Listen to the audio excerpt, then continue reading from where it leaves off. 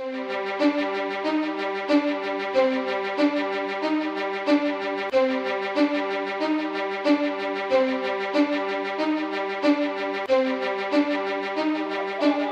evening, everyone, and welcome to historic Holman Stadium in Nashua. We are moments before the second game of a doubleheader between the host, Nashua Silver Knights, and the North Shore Navigators. Exciting game in game one, Tom. Yeah, an interesting game, a 9-5 win for Nashua, and some defensive plays, some offense by a guy who's trying to hold on to his job, Andrew Gorham. He's had 4 RBIs in the first game. Yep. Bryce Regan, we saw him. It's probably one of his best games as a Silver Knight. He had a big RBI, but he also had a huge defensive play. So a lot involved. Probably one of the longer 7-inning games I've seen in this league. It featured a 9-run fourth inning, correct? Yeah, it did. Yeah. Five for Nashua, 4 for North Shore. We've got another one tonight. Tonight, Justin Foley. Very, very good. 1-0, 2.16 ERA. 60 innings, I think? 16 innings. Yeah. That's what I was going to say. 60 is too much. much. Not a huge sample. Yeah, 60 innings, but he's always been tough on Nashua, and he'll be on the mound tonight. But Casey Candiotti, son of the former Major Leaguer Tom Candiotti, who is in the house tonight to watch this game, will be on the mound for Nashua. So, you know, with the time the way it is at 8:13 as we start this game or get ready to start it, we're hoping for a pitcher's duel. Tom Candiotti, known as the Candy Man. I believe he pitched for the he pitched for Giants? He pitched for he pitched for Toronto. He pitched for the Dodgers for a while. Oh, you know, Candelaria was the Candy Man. No, I got it wrong. Candiotti was the knuckleballer, pitched for the Indians. Right. Okay, Candiotti. Yep, the Indians, the Blue Jays. Right. I believe Minnesota brought him into the league. I'm not positive. But he bounced around. Oakland, he pitched for Oakland. Right. He had actually 2 stints with Cleveland, but Cleveland and the Dodgers, I think, were the teams that he pitched the longest for. And great guy. I met him the other day. And his son? Yeah, I did a story on his comparison. You did a story. Yeah, but his son doesn't want to throw the knuckleball right now. He's learned it, but he has yet. Casey has yet to use it in a game. So, you know, I mean, he's not gonna try it here, I don't think. But and his other son, Clark, is with him. Clark's got another year of high school left. Clark wants no part of the knuckleball. So, but Tom These Candiotti, kids are leaving money on the table, Tom. Tom Candiotti, he pitched for a long time. Yeah. But should be an excellent game. We're about to do the anthem. We'll be back with baseball here at Holman Stadium right after this. Now, ladies and gentlemen, please remain standing as we welcome Kathy, Emma, Ken, and Wally from the Nashua Choral Society for singing our national anthem.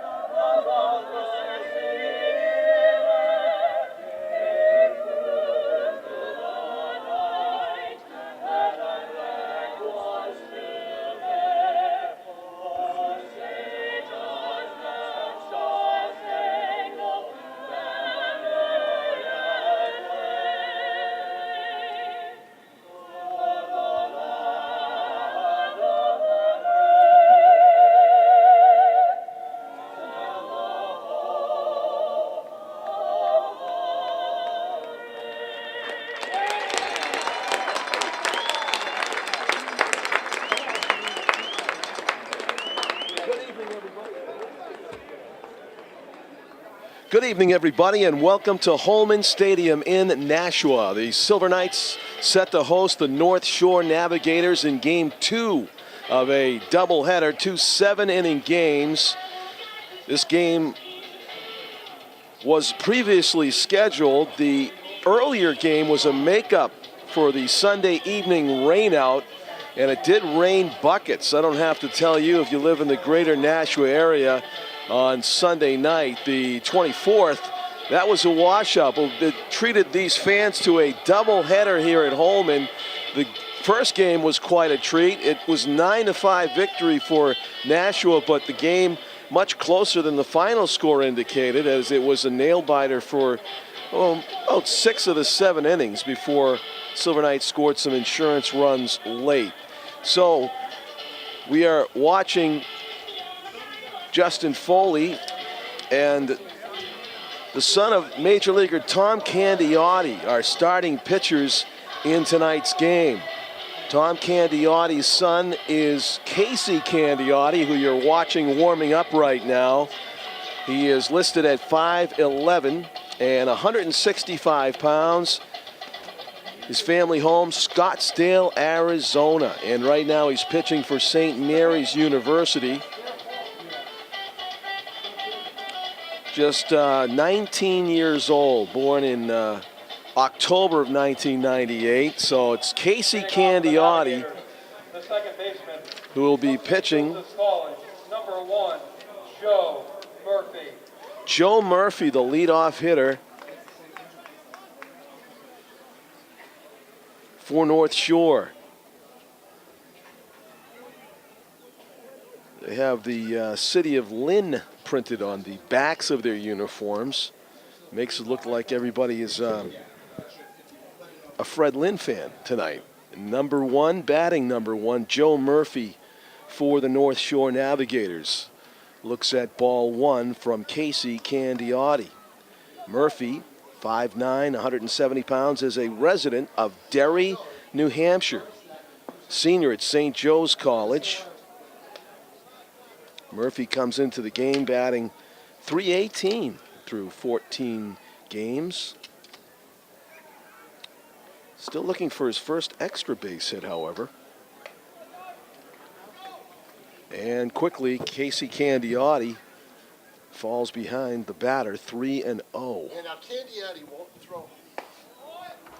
Candiotti won't throw hard.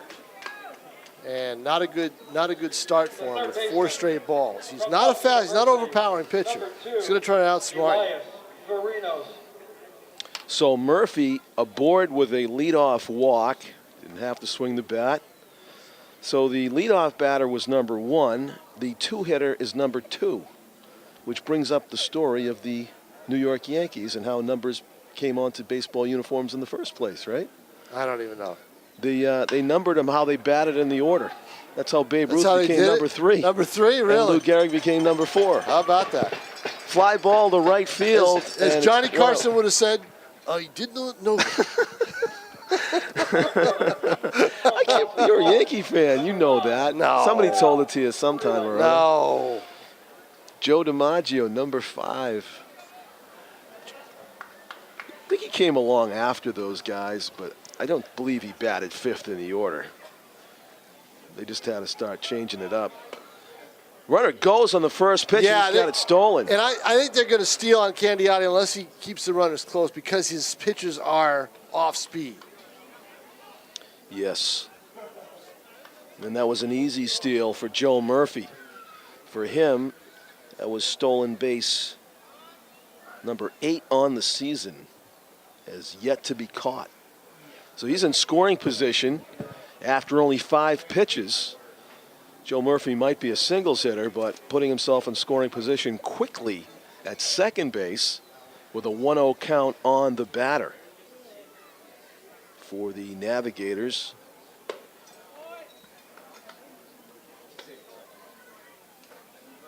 Actually, that was a fly ball. I misspoke. Fly ball to right. Fly ball to right in between. Stolen base, so 1 out, runner at second. So Verino's flied out to right.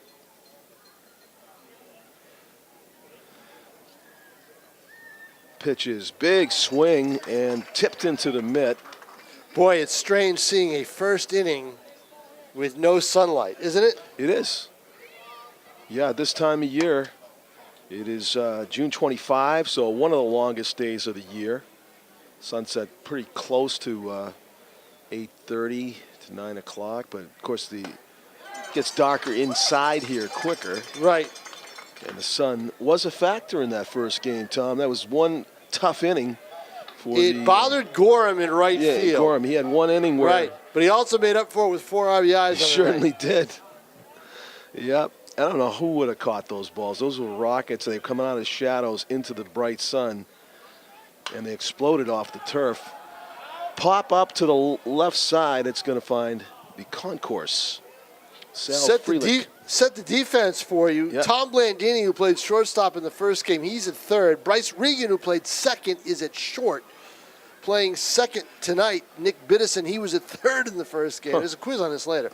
Okay, I'm taking notes. Yeah, exactly. And Jake LaBelle is the first baseman. Okay. From left to right, it's Jeff Costello, Luke Tyree in center, and Gorham again in right field. Behind the plate is Dylan Jones. Catching for Casey Candiotti, who is still in a bit of a jam here. 2-2 count on Freelick. High to center. Tyree has a beat on it. About 6 steps to his right. The runner is tagging. Challenge him. Great speed. Yep, He's in nice easily. speed, and the ball goes by. It backed up very alertly by Candiotti, who saves a run.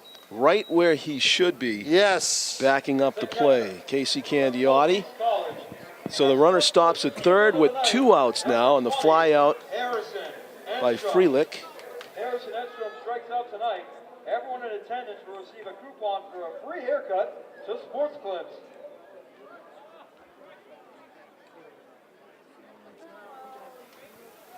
The 4-hitter in the lineup. Getting the announcement that if he strikes out, people win prizes. They're going to appeal at second, and he's out. He's out? Yes, he left early? too early. Wow, I thought great speed, but there was a little more at work. Evidently, a heads-up play, and they appeal, and he's out. And that'll do it for North Shore in the top of the first inning. No runs, no hits, no errors, and no one left on base. Double play on the appeal. Conversation now between the Navigator manager and the umpire. Are you ready to be the first one to ever do this? But I'm sure it's not going to change any minds. Just like it didn't change their minds when BJ never thought there was a play at first when the base runner was out on a tag. So it's a 1-2-3 inning after all. How about that? Yeah, the strangest way imaginable.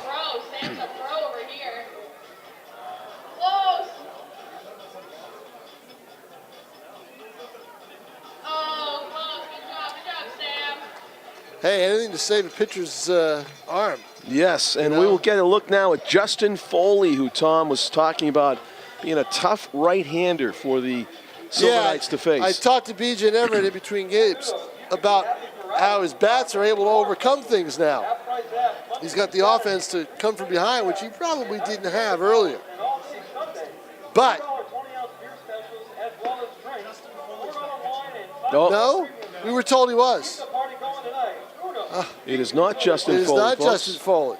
It's number 33. Oh. Teddy Baudet. No, 33 for North Shore. Was Foley supposed to start? Oh, no, this you're game? right. 33 for BJ North never Shore. thought he was. That's interesting because BJ said we're going to face Foley in the second game. Dylan Gaeta. Huh. Where is he? He's on the stat sheet. Foley is on the stat sheet. Right. Yeah. Oh, really? Yeah. All right. Well, maybe that's why he's not pitching. Oh, yeah. Because they thought he was.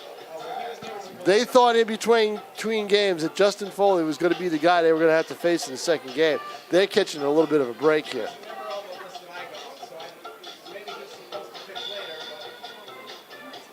Dylan Gaeta enters the game, his 5th game appeared in for the Navigators with an ERA of 4.7.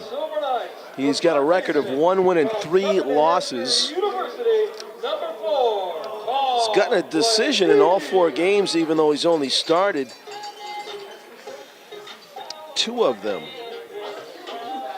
for the Navigators. 4 games appeared and 2 games started.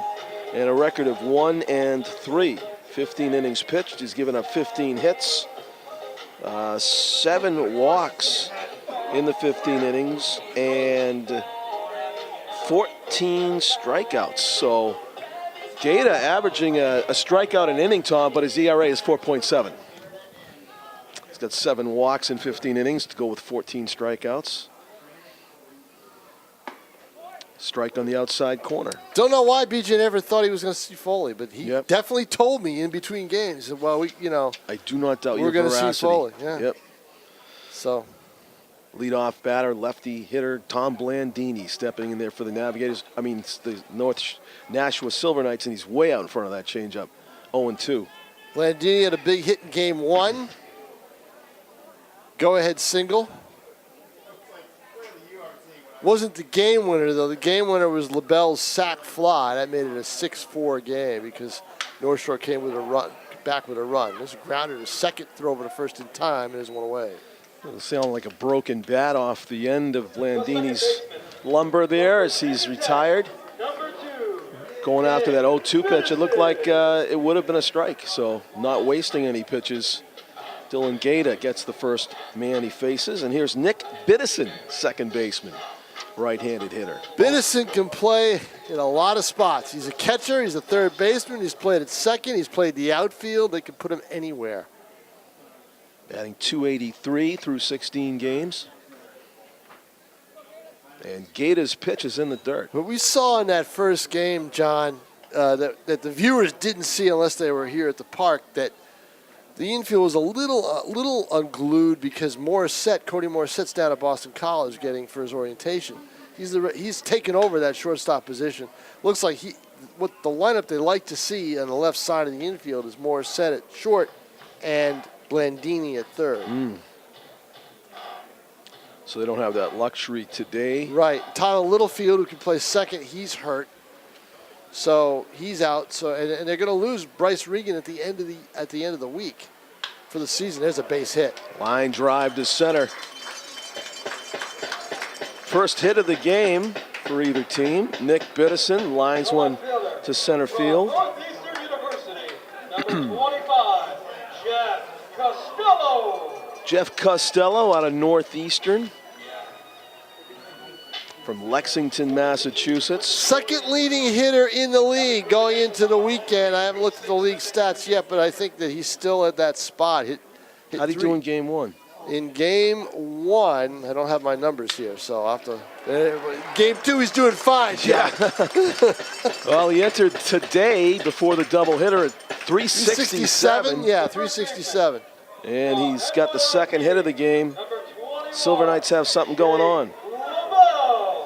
Jake LaBelle, the Silver Knights' first baseman, right-handed hitter.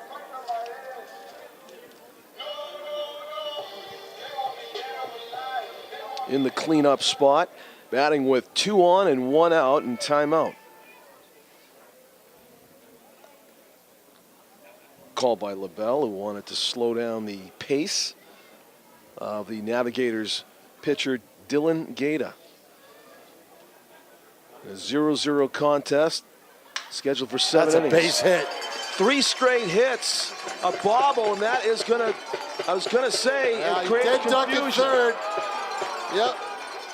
All kinds of circus activity going on here. Throw to third, safe. Everybody is safe. How about that? And luck out. That's incredible. Tom, you as a third Well, I'll tell you baseman- right now. I mean, Biddison was going through the stop sign. He didn't pay attention to BJ Never. The mistake made there in the infield by the Navigators, the third baseman has to get rid of that and have the middle infielder run the runner to third, to create 2 runners at the base. Right. Yeah, you got to go and cut him off at second and force him to come back to third, and then you got 2 runners. And John, here is the big bopper. This is the guy who they just signed, Alex Brickman, who played for North Shore a year ago and drove in 41 runs with 7 homers in the league last year. One of the top run producers in the FCBL a year ago. 6'3", 265 he is listed at. big swing and a miss. Yeah, goes for a pitch out of the zone there. A little anxious with the bases jammed. Was down on the Cape on a temp, and he was released by Orleans, and B.J. Everett scooped him up before North Shore could get to him. He did not sign with North Shore at the end of the year last year or in the offseason to protect so they could protect his rights. He didn't do that. So he was a free agent as far as the FCBL is concerned. Down in the count here, 1-2, as Dylan Gaeta delivers a ball in the dirt. Almost. They keep going away. I think they're going to get him. He seems to want to go that, looking for that that slider on the outer half of the plate, and he seems to be trying to drift that way. Harrison Engstrom, the Navigator catcher, with a nice block. Here's the 2-2 in the dirt. Also another good block by Going Engstrom. away, and now it's 3-2, and this will be interesting. Yep, the count has gone full. The runners will not be in motion as it's only a one-out situation, but still key moment in the game. This is what they got Brickman for. Fouls it off. Looked like he had a Off-speed. good pitch to hit. He did, and he was just too anxious. Yeah, I mean, that's one off-speed pitch that I think you want. If you're a pitcher, you want that much lower. Brickman could have done something with that. I'll tell you what, he's not going to see a fastball the rest of this at-bat. Not that I would think, would you? Maybe just above the letters. I doubt challenge it. him. Yeah, maybe. I doubt it. And it is a fastball, but he's able to get the run home. He was late on it, and I think he was thinking like you, Tom. I think he was surprised to get that. Yep. But it is the first run of the game, a fielder's choice. The runners move up, and that includes the lead runner, Nick Biddison, who scores the first run of the game, 1-0, the Silver Knights. Tyree had a big double. Luke Tyree steps in. He had a big double at the in a insurance 3-run inning in the 6th in game 1. Tell you what, game 1, 7 innings, probably took him 2 hours and 55 minutes to play it. Wow. Close to it. Waves at that one. Yep, and again, looked like a straight change from Dylan Gaeta. Looks like his best pitch that he has so far. Trying to get out of this inning with just the 1 run scored. Huge opportunity for Luke Tyree.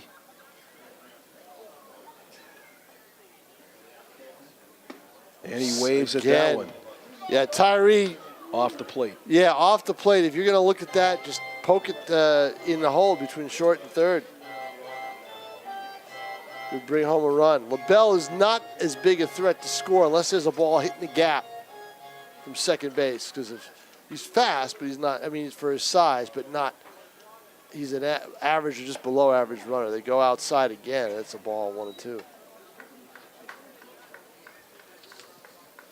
Luke Tyree entering the game with a .274 average through 19 games. Yeah, he's brought it up. It was down in the 240s earlier. Big pitch here, John. And again, off speed. Got him. Pulled the string. Pulled the string, but the Silver Knights do pick up a run on 3 base hits. They probably think they should have gotten more. Yep. There were 2 men left on base. We played 1 here at historic Holman Stadium. It's a 1-0 game in favor of Nashua over North Shore.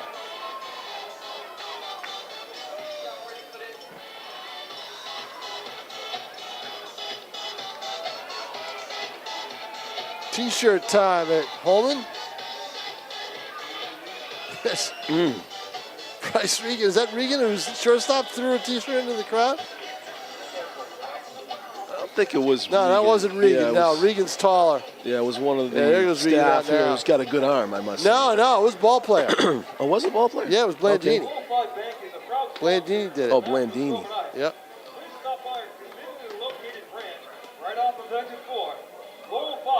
It is a, John, if I walked out in the crowd or in the stands and you had to ask me what month it was I would have told you it's mid-August or late August. Mm-hmm. It is a very cool night here at the stadium. Yeah. It's a beautiful night. Yeah. Not barely a cloud in the sky, but it's. Apparently we're about to pay the price temperature-wise. That's not paying the price, John. That's right up my alley. No, I mean Oh, you like 97? Oh, just give me, John, I mean, at the compound, there is no such thing as air conditioning. You don't need it. The pool is open in full force. Well, the pool right now is probably about 60 degrees. Yeah. That's a drastic I mean, every night has been cold. difference. And there hasn't been any sun, for a few days, Right. except for today. And there is, folks, there is no pool heating going on. So no, there's no heater there. you're looking for natural causes. We do the natural thing here. To the top of the second we go, and that fastball stays up and in to the cleanup hitter Harrison Engstrom, who was standing at the plate when the Silver Knights appealed the tag-up play at second base and won the appeal and ended the inning. To retire the leadoff batter Joey Murphy, who had stolen second, tagged up on a fly ball, and left early. Very high to center field, not all that deep. Luke Tyree took a couple steps back, a couple steps in. Turns out he was in the right spot to start with. Luke Tyree very rarely misjudges a ball. Undesignated hitter. No, that was textbook. Just making sure it wasn't over his head, and then ball flew off the bat. He takes a couple steps back, moves in, makes the catch. So the Navigators have yet to hit the ball to an infielder in this second game. Here's J.P. Knight, the DH, first pitch swinging, and he flies to the outfield. And that is a catch by left fielder Costello. The first baseman. Jeff makes the play. Costello keeps hitting the way he is. 2 quick outs. He'll be entrenched in that spot. I think Gorham was almost deactivated last week. But they held on to him. Now, he wouldn't have been released. He just would have been deactivated and still work out with the club and still have a chance to come right back on the roster. Yeah. Almost like a taxi squad situation. This is Mitch Lundholm, Tom, the big left-handed batter for the Navigators. There's no height and weight listed here, but yeah, he's tall. I saw him down. I'm gonna guess 6'3" or 6'4". He was down by the dugout in the first game. Probably 250. Pretty tough to miss. 210 maybe. Yep, but lean. Yep. Takes a strike in the inside corner. Gorham, is playing for almost a job every time he's here. So. And he's in right field. And he's fairly deep in right. Yeah, and he had a tough time in one inning in the first game where he dove for a ball and it got by him, and then let another one get by him. And he bobbled one. It was a hot shot. Turned it into a triple. Foul back to the screen. Big swing there by Lundholm, who enters the game with this is only his third game as a member of the Navigators, so no stats yet available. The 2-2 in the dirt. Now, Candiotti decided to try to bust him inside, and he's not that type of pitcher. Right, and he had a really good swing at the one fastball he saw. See what he comes up with here for the payoff. Fouls it back. You see the dad there? Yep. Oh, there he is. Tom Candiotti's Tom Candiotti's sitting in to the third row. Right of home plate, right to the right side of home plate, third row, behind the plate, but off to the right.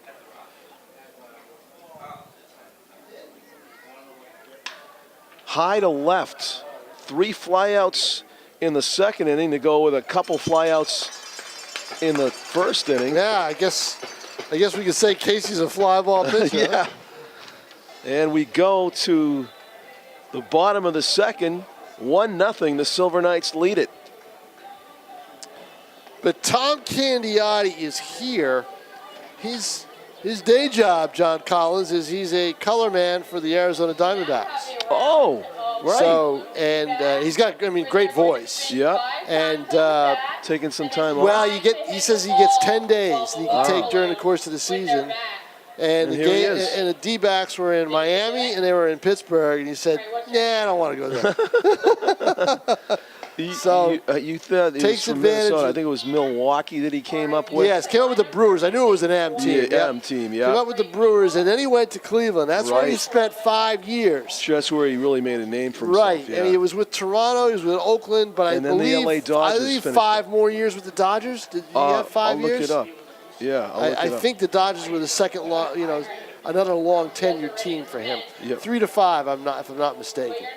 He was with the Dodgers 5 years, Yep, there you go. 1992 to Yep. 97. I guess technically 6, but yeah. Yeah. And retired, Quite a career. Yeah, retired in 99. Yeah.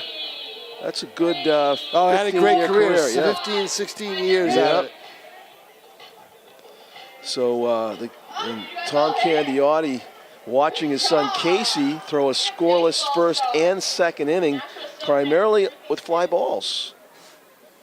Leading off for the Silver Knights, the right fielder from Tulane University, number 18, Andrew Gorham.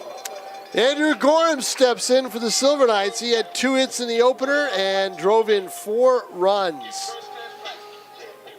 Drove in 2 in the big 5-run third inning, and then drove in 2 more with an RBI single in the 3-run 6th. First pitch to Gorham is on the inside corner for a strike. Chilly night. The temperature has dropped. Yeah, see, Rick Muntean likes this weather. I don't. I want summer nights, Rick. Ground ball is second, eaten up by the second baseman for North Shore, Joey Murphy. Here comes Bryce Regan, a Sauhegan alum who's going to Texas. Regan went down to Texas a week ago for an orientation and was told, we want you back July 2. So that's where he'll be. He'll be here until the end of the month. Regan had a good game defensively in game 1. He came in, the infield came in twice. Yeah, and an RBI single. Infield came in twice. He snared 2 balls, but the one a line drive he jumped for. The other one, a ground ball, hot smash, grabbed it, ran to second, turned and threw to first for the inning double play to preserve a 6-5 lead. Pitches on the outer half of the plate, but it's outside. It's 1-1. Very rare double play considering the infield was in. He was on the edge of the grass, and he still made a double play out of it. Yeah, BJ Everett said it was just pure athleticism, and he wondered once he got the ball what he was going to do with it. Because he had a choice. Right, exactly. Pitch is fouled off to the left side. To me, 1-2. as a second baseman, he made the right choice because the dive and the lunge took him toward the second base bag. Yep. And it would have been more difficult to come home with it and less of a chance of a double play also. The 1-2 to Regan. Bounced back to the pitcher, easy play, flips to first in time, and Regan is retired 1-3. That'll bring up Dylan Jones, who did not play in the first game. We thought Jones was the catcher in the first game, but it wasn't. It was Joe Caprice, and now Dylan Jones steps in. Caprice had a tough play in the first game. There was a play at the plate where the runner was, he had him, he tagged him, but the ball was knocked out of his glove. And hate when that happens. I caught it up, Ken. You did. Of course. Good job. Pitch is outside for a ball. Dylan Jones entering the game with a 180 average. And there's the photo Tom showing me right now. Ball's coming out. Yep. Pitch fouled off, 0-2. Or 1-1. A little more frustration there. Dylan Jones thought he should have hit that one better.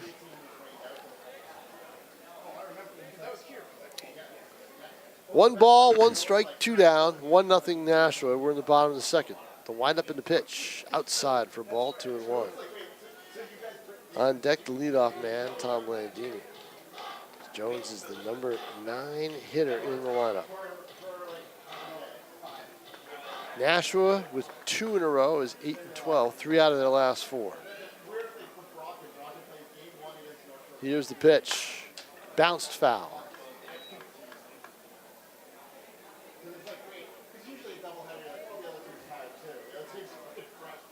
And now the umpire needs more baseballs. How about that? A little Too shortage. many fouls. Too many games. 2 games tonight. Only 2 umpires in the Futures League. In regular season, they go to 3 during the playoffs, but I think they should be at 3 all the time. It's a matter of finances. Pitch down low and away. Full count, 3-2 to Dylan Jones.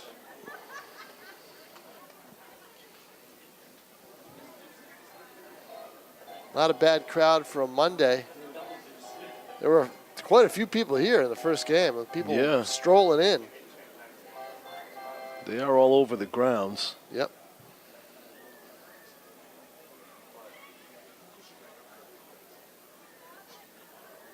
Pitcher Long look in and too long. Very long look in, and to Jones's credit, he calls time. John, I'm sorry, but the pitchers are the ones who are slowing down the game of baseball. They sure are. They really are. Yep. Wind up and a 3-2. Bounced foul again. Dylan Jones staying alive. I play ball behind a pitcher named Mike Johnson, who is he's a pitching machine. He just gets it and throws it, gets it and throws it. And it's a joy to play in a game where he pitches. It really is. Yeah, that's just it. I mean, it's not only the fans, it's the fielders. The fielders want their pitchers to work quickly. Oh, yeah. Keeps them alert, keeps them on their toes. Right. You're standing out there, and it's just a long time. Pitch fouled off. Again, Jones is staying alive. And forgive me if I told you this already on the air, but I saw Rico Petrocelli recently at the White Birch in Hudson. He was doing a charity for Hudson Heat softball. Yeah, no, I didn't know that. We were talking about time of game, and he played in the '67 World Series. Yeah, where games were like that. The World Series we're talking about, average between 2 hours and 2.5 hours a game. Yep, no. One game was 2:07. Don't forget, and if ground ball to short, scooped up, thrown over first in time, and that'll do it. Jones fights, but goes down meekly that way. 3 up, 3 down, nothing across. We played 2 at Holman. It's 1-0 in favor of the Knights. Think about that. A World Series game. But also think about this. Took shorter than that 7-inning game we just had. But also think about this. The mound was different, higher. It was higher. Bob Gibson was pitching. Right. Bob Gibson was pitching, and what wasn't there? TV. Timeouts? No. TV timeouts. Well, they probably weren't as long. Well, pitching changes weren't there because they let both pitchers go the distance. Right, so there's no pitching changes. John, there's no DH. Oh, yeah. No DH. Well. No, the DH adds offense, which lengthens the game. Yeah, that's a good point. No DH. Yeah. That's a big factor back then. Right. You know? But, yeah, I was going to say, but they played National League too, and no DH. right. You know? Quicker outs. I mean, today we play. Don't they play? The pitcher has to hit in the National League Park in a World Series game. Yes. Yeah, but still seems to take forever. Yeah, it does. Yeah. It does, but because there's also TV, and with the American League, with the no pitcher, with the no DH, there's a lot of substitutions. Right. You know, they're going to pinch hit a lot. Yep.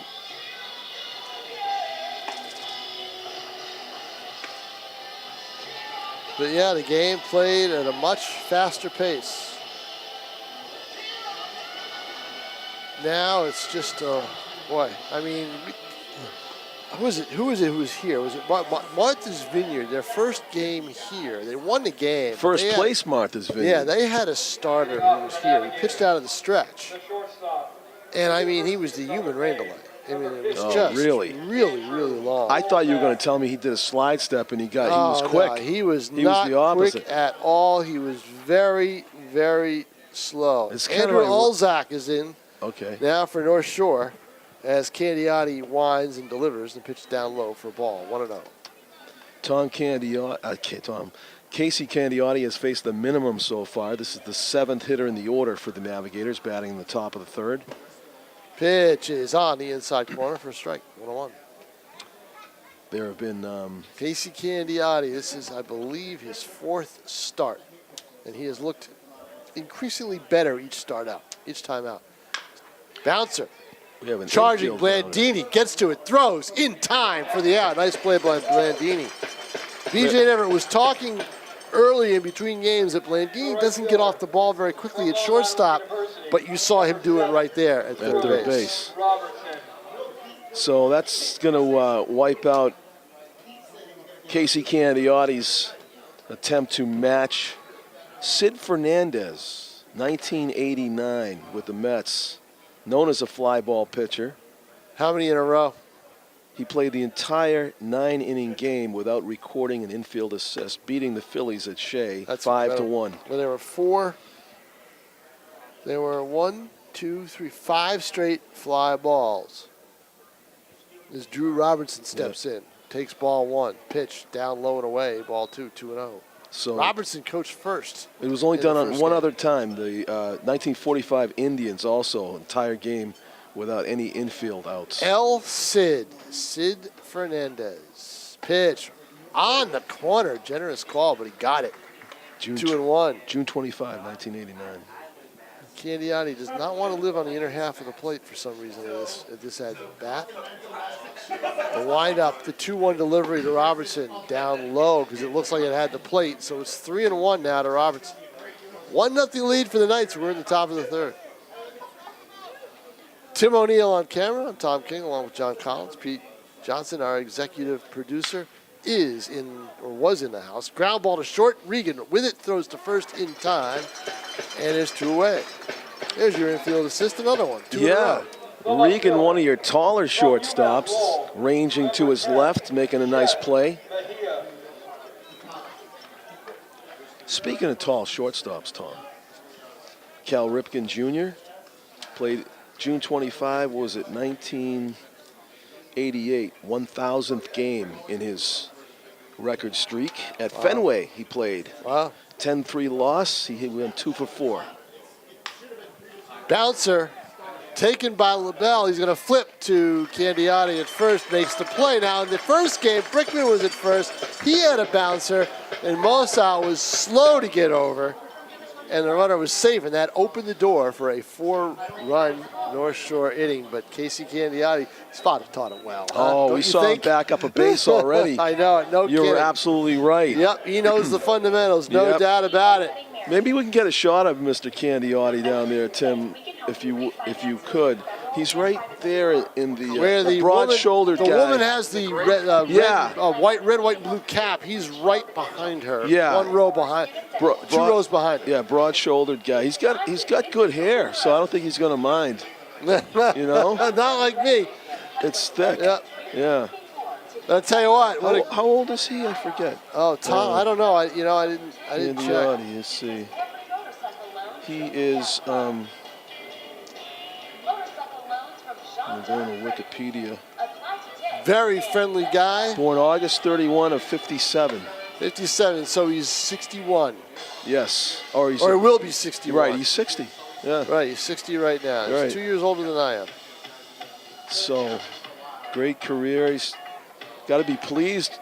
3 zeros in a 7-inning game. Casey threatening to go the distance in this one. I'm sure he wants to with his dad here. Exactly. I'm sure he does. Flying out from Arizona. I'm sure he does. And he's got his other son with him, Clark, who's a high school. I think he just finished his junior year, and he's committed to the same college that Casey pitched at, St. Mary's College in California. Oh. Chris Hall is in the house, the Futures League commissioner. Coming to bug everybody in the press box. So, hey, it'd be cool if Casey could strike out the side next inning because he got 3 outfield flyouts followed by 3 infield groundouts. There you go. And now it'll be the 4th inning of work when he comes up back out there.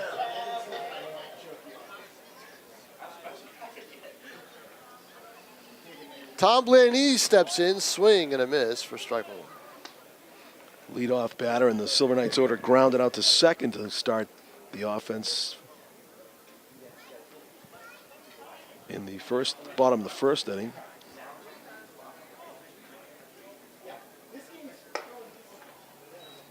I got a theory on Cal. Chris Hall, the Futures League commissioner here, taking up space in the press box. That's right. The Tyler Bashel called up, beats Nashua to the punch. They thought they were going to have it. Chris Shaw with the Giants, but no, a former Torrington Titan got called up to the major leagues. Wow.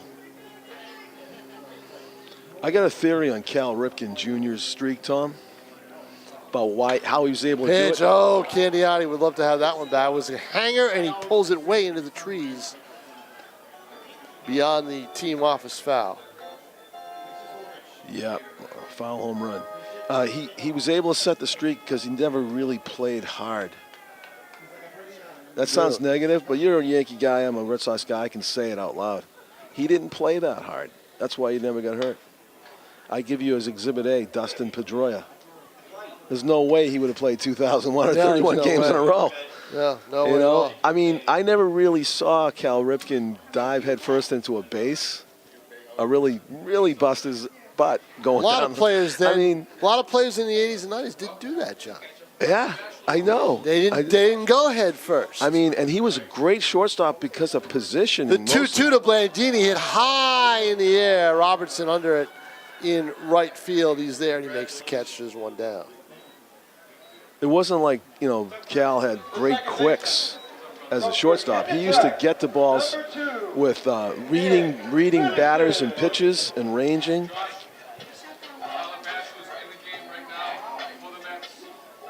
Good quick release, good arm.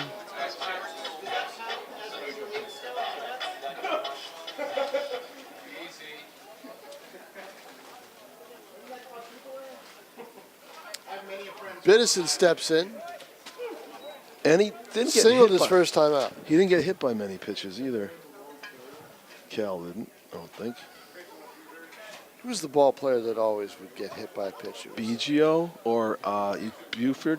Don Baylor. Don Baylor. Yeah. That was Don Baylor made it. The late Don Baylor made a career out of it. Tough to imagine the fact. Now, that how did I miss deceased. that? He died? Yes. Oh, yeah. wow.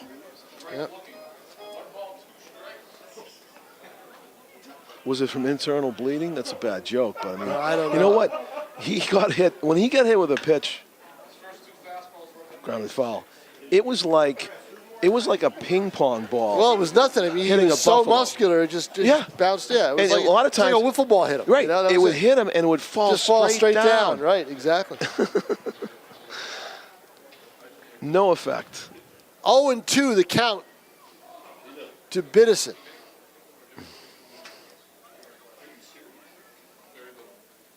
The windup, and here's the delivery. It's outside for a ball. That said, too, he didn't have that instinct to jump out of the way of a pitch. If it was coming at him, it was coming at him. He's not moving because of baseball. Well, he crowded the plate. Don Baylor was right over the plate. He did. Pitch is way outside, bounces, and 50-footer. Uh-oh, he's all right? 2-2. A little bit of a walk there. Gesturing to the dugout. Something about his arm?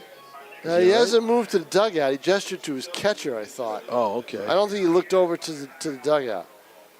Just explaining that the ball just got away from him. Here's the pitch. The 2-2 is wide for a base hit to left field on a rope. That took about 2 seconds to leave the infield. So Biddison with a base hit. Number 25, Costello. Jeff Costello steps in. Costello singled his first time up.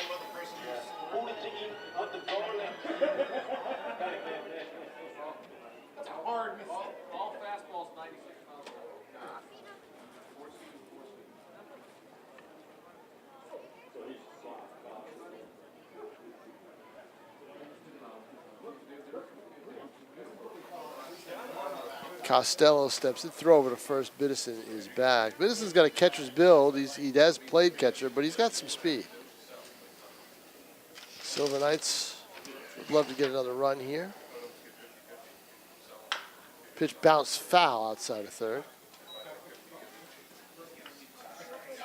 I always think that second games of doubleheaders are the strangest games that they play. I mean, Is that right? Yeah, just Freakish things happen? yeah. It's not that you just things you don't expect. Nick Biddison does have a steal on the season.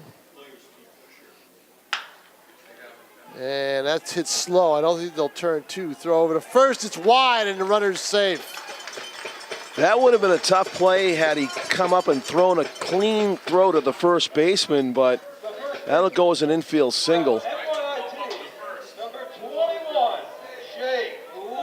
So Costello 2 for 2, and now you've got runners at first and second with LaBelle up and Brickman, the two big boppers coming up. It'll be interesting to see how they pitch these guys. This is what Nashua wants. They want men on base for these two hitters, and they've got it. LaBelle steps in. Here's the pitch. Swing and a miss on a slow bender. No question, LaBelle was trying to leave the yard with that swing. Dylan Gaeta comes to the belt. Here's the 0-1. Up high and outside off the plate, and it's 1-1. Jake LaBelle does have one home run in 16 at bats so far. It's been in Lynn. He didn't hit one here, don't think. Pair of doubles. Here's the 1-1. Outside. Oh, wow. Oh, and LaBelle has a look on his face back at the umpire. So let me tell you what that look just did. Anything close, he's going to get rung up. He better be hacking. And Gaeta, if he realizes it, can probably get away with living on the outer half of the plate or off the plate. Tell you what, as big a guy as LaBelle is and as close as he stands to the plate, that outer corner is easily reachable unless he's thinking and looking inside. Gaeta comes to the belt. Here's the 1-2. He does go outside, and it's way outside. It's 2-2. That would have been funny if he called a strike. Yeah. There would have been a riot at this place.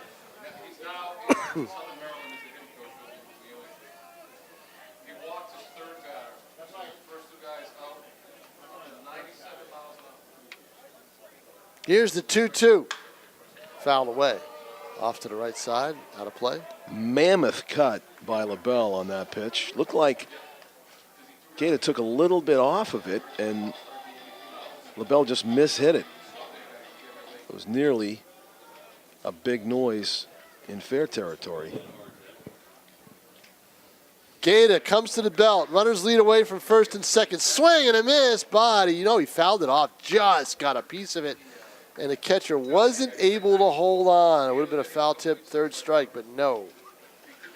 Yeah, to Engstrom's credit, I think that was a big redirect. Again, I don't think that Gaeta is going to give him a fastball, but he challenged Brickman before, so who knows? Mm-hmm. If he does, it's going to be on the outside part. The 2-2. Bounce foul hard. Just outside the third base coach's box. It looked like he came inside with a two-seamer, Tom, and it just tailed in.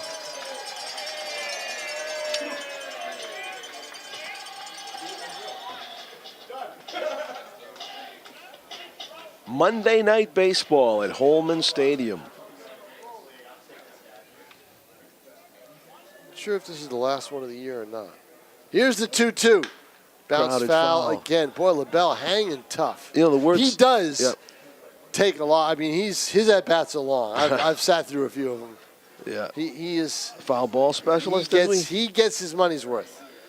A lot of the fans listening probably that Monday Night Baseball doesn't really ring a bell. No, but it was big back in our day, John. It was. ABC and NBC had it. Here's the 2-2. Off speed, it's hit high in the air to left field, but right at the outfielder. Makes the catch. And there's two away. As they say in the scorebook world, L7, line out to the center fielder. Mejia was right there. And, I mean, LaBelle got it, but didn't quite get all of it. And now Brickman comes in with two down and still runners at first and second. Alex Brickman with the game's lone run batted in. Grounded out to the first baseman with the bases loaded. Swing and a miss as Brickman goes for the downs. Might have chased a high off-speed pitch there. Well, if anybody knows how to pitch him, it's got to be North Shore, right? He played for him. Right. Saw what he likes. Here's the 0-1. Low. Tyler Batchelder gives up a home run for the Mets. He just called up former Futures League player, first player in the Futures League to make the majors. greeted rudely, apparently.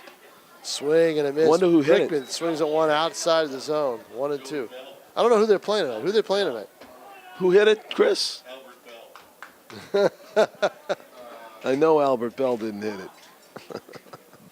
No, but Indians fan Montine wish he did. Here's the pitch down low. Did he check his swing? Did he go? No. Could have went either way, but Yeah, Brickman stays Brickman alive at fortunate. 2 and 2. The second time he's been up with runners in scoring position. He drove in a run his first time up on a ground out to first. He's looking to hit something hard. He'd love to pull it in that gap in left center field. Gator probably won't let him. Outer part of the plate, bouncer to third base. Throw over to first is in time as he tries to pull an outside pitch. Yep. And that'll do it. So LaBelle and Brickman with runners on can't get it done. We are through 3. It is still 1-0 in favor of the Silver Knights. And the Casey Candiotti show about to resume here as the Silver Knights starting pitcher and son of major leaguer Tom Candiotti has been excellent through 3 innings. He has allowed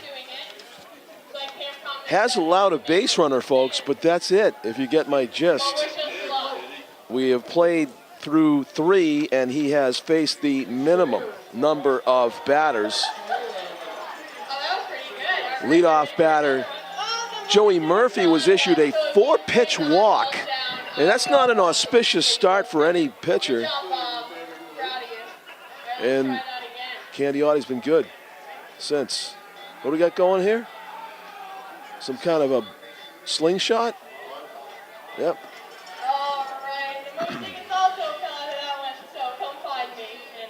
In the first inning, Joey Murphy is about to lead off for the Navigators, getting his second at bat of the game in only the 4th inning. He walked and stole second, so he's on second base. There's a fly out to right, and there's a fly out to center. On the second fly out, Murphy tags up and takes off for third, makes it easily. Silver Knights appeal that Murphy left second base too early, and they win the appeal. So with the cleanup hitter at the plate and a man on second and 2 out, actually man on third, it's inning over. It's ruled a double play at second base. So after that, in the second inning, fly out, fly out, fly out. In the third inning, ground out, ground out, ground out. And Casey Candiotti with his dad, Tom, in the stands right below us, has got a good game going here into the 4th.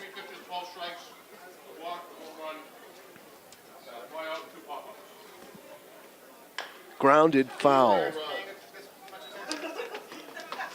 Joey Murphy, 5'9", 170 pounds from Derry, New Hampshire, facing Casey Candiotti, 5'11", 165 from Scottsdale, Arizona.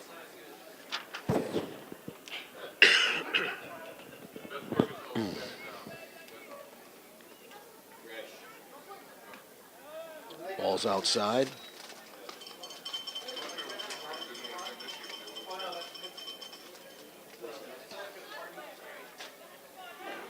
The 1-1, line drive, base hit center. So Murphy with the first hit of the game for the Navigators is on base to lead off the 4th inning. Big hit there in a 1-0 game to get your leadoff batter aboard.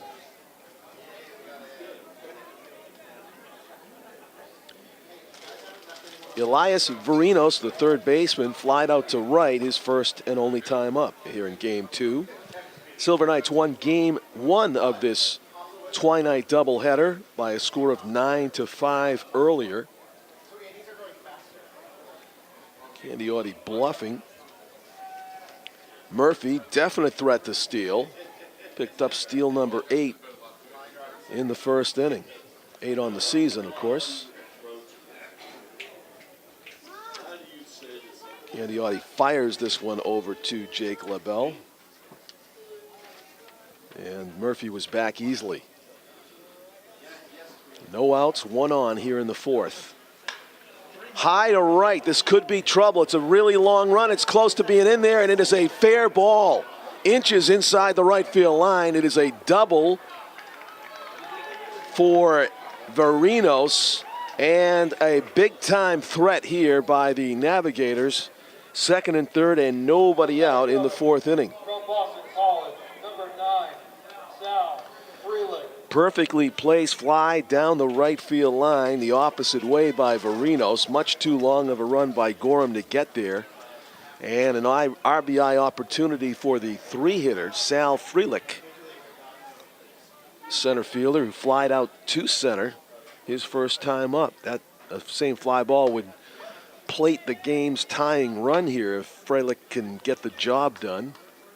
First base is empty, and you may see Candiotti pitch Freeland very carefully here. Ground ball up the middle and through for a hit. One run is in. They're stopping the trail runner wisely at third base as the Silver Knights get it in quickly. Cut off by the first baseman, LaBelle, behind the mound. So with nobody out, Navigators not taking a chance with the trail runner. They do tie it 1-1 on a clutch hit by Sal Freeland. 3 straight hits to start the fourth inning here for the Navigators. And here's Engstrom. Flied out to center his first time up.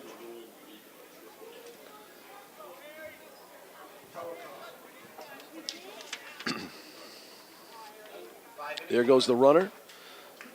No throw. Stolen base for Freeland in scoring position now. 1-1. Navigators threatening to take the lead here with nobody out in the fourth. 2 runners in scoring position. And the 0-1 pitch to Engstrom is outside.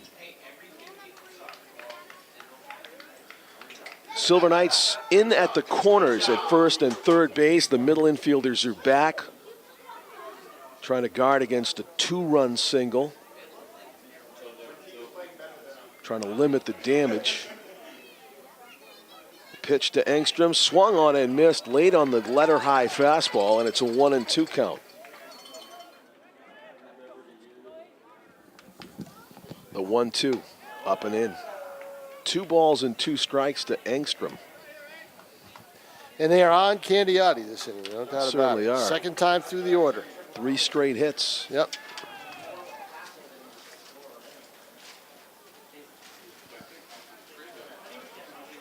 The 2-2, foul straight back. Almost.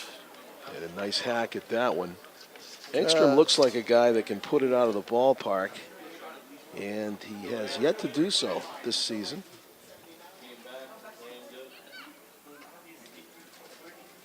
Through, he's got 60 at bats and just 2 doubles. That doesn't seem to jibe with the big cuts we've been seeing up and in. Oh, Candiotti wanted that one. Yep. Definitely wanted that one. Might have been on the corner, but just a little up.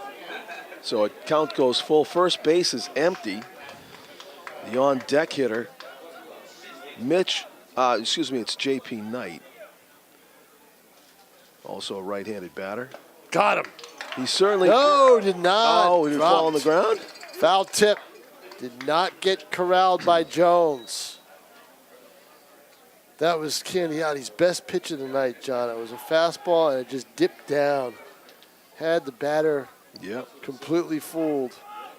And unfortunately couldn't get the strikeout. Here's the 3-2. Hit him. Hit him. Tried to bust him in, and that's not his style. You know what? No harm.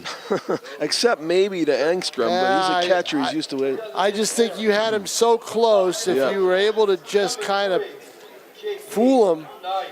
Instead, you got the bases loaded, nobody out, a 1-1 ball game. Force doesn't all look around good, here. and they're not talking to Candiotti at all. They're going to let him try to pitch his way out of it. Yep. No activity in the Knights bullpen. Silver Knights playing for 2 in the middle. They're willing to concede a run here with nobody out to avoid the big inning. Bases loaded. J.P. Knight swinging at a ball that might have been low and in. Strike 1. Tell you a guy that I think could be threatening in this situation. I think he's on deck. Lundholm. Flight out to left his first time. He had some pretty good swings. And he's a lefty batter. It's swing and a miss. Strike a little two. Slurve. I think Casey really wants to at least get the one out here, if not a double play, at the expense of J.P. Knight. Dangerous though, 0-2. Of course, yep. In this situation. Yeah, always tough. And what you have to also watch out for is a wild pitch or a pass ball and a pitch way out of the zone.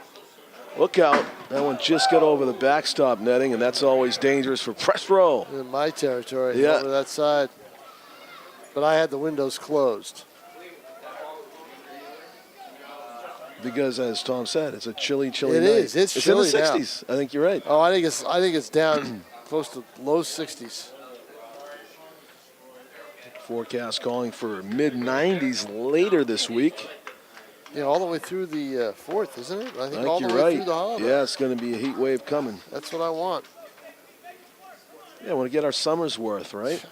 Gotta get something. Just pitch, ground ball to second. That's hit slowly. I don't think they're going to get two. And Nope. you're right. Too slow for the double play. They get the runner at second base, and there's only the one out in the inning. And now the Navigators have taken the lead, 2-1.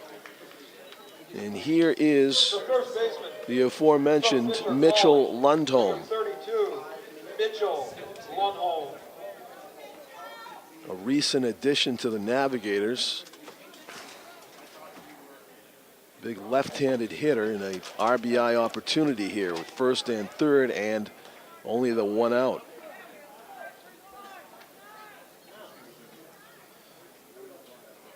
Runner goes, and they're going to concede the base. Yep. So North Shore will steal. They stole, I think, 3 or 4 in the first game. Knight steals the bag. So runners at second and third. The 1-0 outside, 2-0. Now with first base empty, you're going to again see Candiotti, I think, pitching carefully to the batter. Although I said that before, and Engstrom banged one up the middle. Infield is in now. Not back looking for 2. They're going to let that roll foul.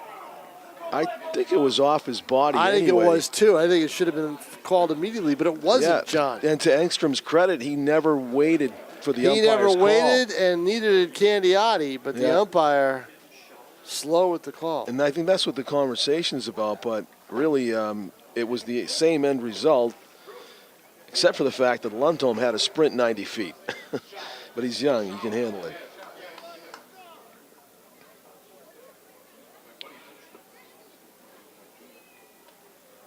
It would have been interesting if the runner went on that, Tom, and there was a play at the plate. That would have been an interesting discussion afterwards. Okay. Because Candiotti had a chance to pick that up fair, if needed.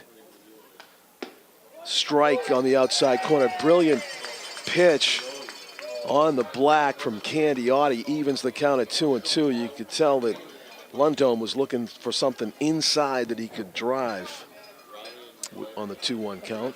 Infield in after the steal of second, looking to cut the run down. Now the double play is not in play. Pitch is fouled off just about, 10 feet foul. So how about the infield in ball magnet, Bryce Regan, Tom? In game 1, he was at second base. Game 2, he's at shortstop. Well, does he get it again? It'll be a hard poke the opposite way if that's the case with the left-handed hitter up. The 2-2 pitch is on the way to Mitchell Lundholm, and he swaves through it. And a big strikeout for Candiotti. Oh, some savvy pitching there by Casey Candiotti. That's the way he is, you know. He's that kind of pitcher. He's gonna, he's gonna try to fool you. He took about 20 miles an hour off that pitch. He pitches with his head. Yep. He and Dylan Jones have obviously worked a little bit of a game plan. There is activity in the Silver Knights bullpen now with 2 outs. If you were going to pick a spot, Tom, for your first and only strikeout of the game. That was it. Yeah. 2-1, North Shore leads it. We got 2 outs, second and third. Andrew Olzak is up. He grounded to third his first time up. Still a big opportunity for the Navigators. Infield back, but except for Landini, who's about even with the bag at third. Huge hole on the right side of the infield. Boy, there is. Olzak could go that way. Obviously, he doesn't do it very often. Otherwise, there wouldn't be that hole. He goes right to second. They play him perfectly. Yeah. And there it is, line out. Right there. That's why he's playing him up the middle. How about that? That's good scouting by B.J. Neverett. You know, that really is. So the Navigators leave 2 runners in scoring position as we go to the bottom of the 4th. 2-1, North Shore's on top. Could have been worse for the Silver Knights. Definitely could have been worse.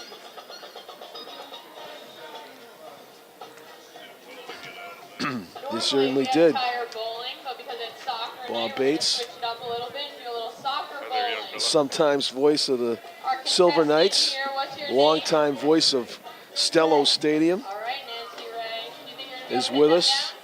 Season ticket holder for the Silver Knights. All right, let's see it. It's been a tough season though there, Bob. You know? Way down.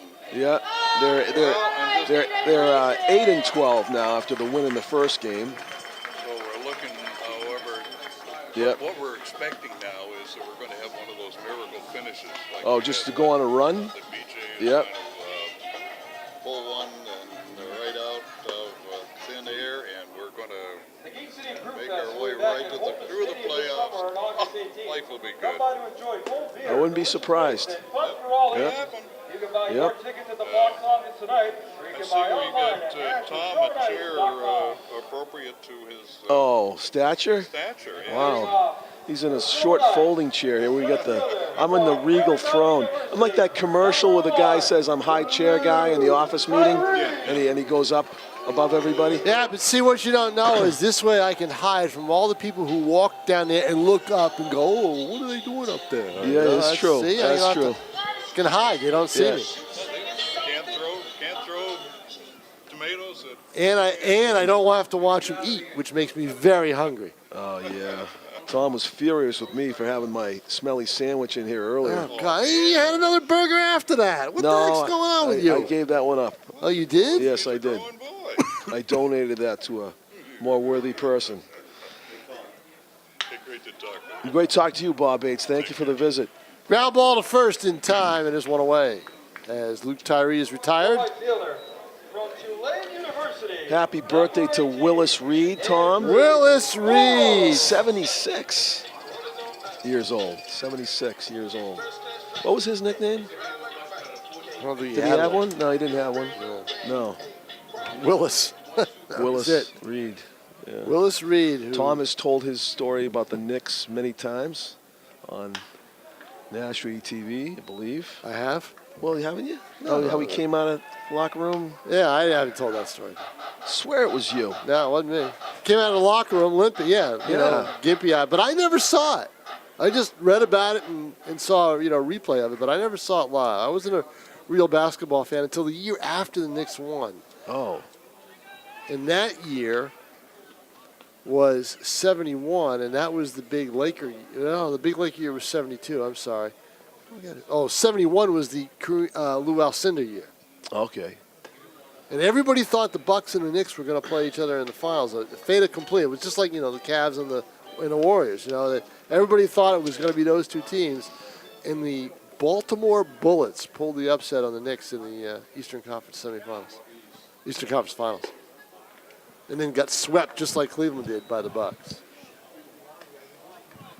Costello ahead in the count, 3-1. Silver Or Knights Gorham, I'm sorry, Andrew Gorham.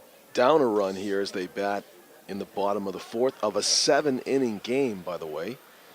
Game 2 of a doubleheader. And it's there it is, wall 4. all-important runner on base and a one-run contest. That'll bring up Bryce Regan. Regan had a hit and an RBI in the first game, and he grounded a short here in game 2 in the second inning. Gorham, I think he's got a little bit of speed. We'll see what he does at first base. He certainly isn't just standing around there. He looks like he wants to do something. Silver Knights have 2 more games in the month of June. At the end of this week, they play Thursday and Saturday. Look out. Fouled off to the right side. They play against these Navigators here on Thursday and then host Bridgeport on Saturday night. Not Bridgeport. It would be Brockton. Yeah. Bristol. Bristol, thank you. Bristol. I had Bridgeport in my head from that's what we think. Atlantic League. And do you know that the Bridgeport Bluefish are no more? They are no more? They are no more. That beautiful park unused? Well, it's not that beautiful anymore, John. It hasn't been taken good care of, but now they use it for concerts. That's what the mayor of that city wanted. He wanted a concert venue, not a ballpark. Okay. I wonder if they got rid of the whole infield. Is that a 1330? 1330. Tonight's attendance for the 2 games, 1,330. For Monday night. Muntean Magic, that's what we'll call it. Fly ball to left field, moving over and making the play Mejia, and there's 2 away. They had the right idea. From Franklin Pierce University. Pretty good piece there by Regan, but nothing to show for it. And back to first goes the runner, Gorham.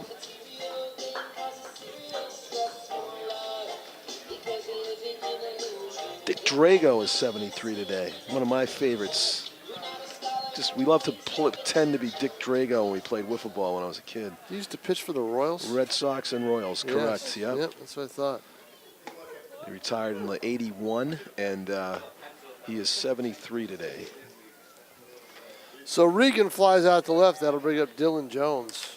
Kind of looked like his name, you know. He was like this really dark-haired, dashing mustache guy. Pitch fought off and hit the other way. Robertson had a little bit of a hard time picking it up, but he makes the play as he backpedals. Tracked it down. Yep, that'll do it for the Silver Knights in the 4th as they get a walk and leave a man. We have played 4 at historic Holman Stadium. It is a 2-1 North Shore lead. See if Casey Candiotti goes back out there, John. They had a pitcher warming up, and he's not warming now. So my guess is he's not. He's probably going to be done at 4 innings. Tom King has an extensive experience in sports writing locally, and I can rarely stump him when it comes to New Hampshire athletes. But I just don't think you'll know this one. 32 years old today. See, is that still Candiotti? That is still Candiotti, isn't it? It's still 31, yeah. That's him, right? Looks like him. Yeah, that's him. Casey Candiotti's 31, yeah. So Charlie Davies is 32 today. You know who that is? Charlie Davies, 32 Charlie years Davies. old. He made it into the athletes' birthdays list. Charlie Davies. Do something at UNH? You know what? He might have. I don't know where he played college soccer. He's on the Revs. He's on the New England Revolutions. Right. Oh, Charlie Davies from Manchester. He's from Manchester. Yes, That's in my notes. I've had him on my radio show. Okay. Christian and I had him on the radio show. You talked to Charlie Davies. Yes, great interview. Great guy. Oh, nice. Yep. There you go. See? Yeah, so you did? Yep. No, you tried. Charlie Davies. You tried. I did. You just had to like churn the hard drive a little bit to come up with that. Exactly. And he did play at UNH, you're saying? Soccer? I don't Probably, know for right? sure. I'm not sure if he did or not. He's a professional soccer player from Manchester, New Hampshire. That's not easy. No, it's not. Come on, they recruit from all over the world, don't they? The New England Revolution. Good for him. 32 years old today. I'm sure he's watching the World Cup. The United States is not represented in this time around. Hopefully it'll be a different story in 4 years from 2022? Really? Yes, 4 years. Oh, jeez. We're getting into the 2020s. Unbelievable. 2 years from now, it'll be 2020. Yeah. U Downs. Space age. I know. It'll be the year of U Downs, Barbara Walters, right? Right, U Downs. He's and passed away, right? I would think so. I think so, yeah. Barbara's still here. She's going to make it to 2020. 0-1 to Robertson. Here's Candiotti with the pitch. Got the corner. Candiotti's got command of that outside corner when he needs it. Just had that blip where they hit three guys at the top of the order, went bang, bang, bang against him, and that was it. And he hit a batter, and that was it. They strung them together. Yeah. It's the key to scoring runs, of course.